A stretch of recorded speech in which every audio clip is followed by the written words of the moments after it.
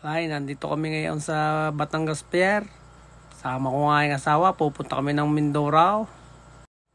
Tinanghali kami ng datay, kaya mahaba na ang pila. Super cut ng aming sasakyan, matitisting kung gaano rin kabilis. Ang Ocean Jet ay alas 11 pa ang alay. 9:30 nga pala nung umaga ang alis ng super cut din sa Batangas papuntang Calapan. Ang sabi 1 oras lang ang biyahe. Nabili na lang 2 ticket ang aking commander. Ang pinili niya ay aircon, hindi ordinary. Kakunti lang naman ang diferensya. 600 ang aircon, ang ordinary ay 540. Ito nga pala ang ticket sa Barcao. Pagkatapos bumili ng ticket, magbabayad naman ng terminal pay.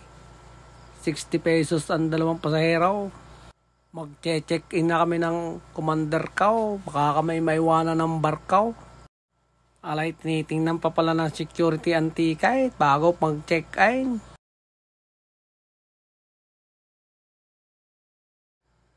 Nakoy, wala pa yata ang supercut. Wala pang lumalabas sa screen. Hindi pa yata nadating.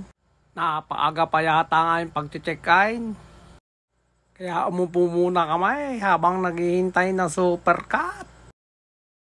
Ayaw, lumabas na rin sa screen ang supercut. Dumating na. Boarding na kami. Kaya kami dalay-dalang tumayo at baka maiwanan ng Barcao. Ang dami din palang kapasahero papuntang Calapan.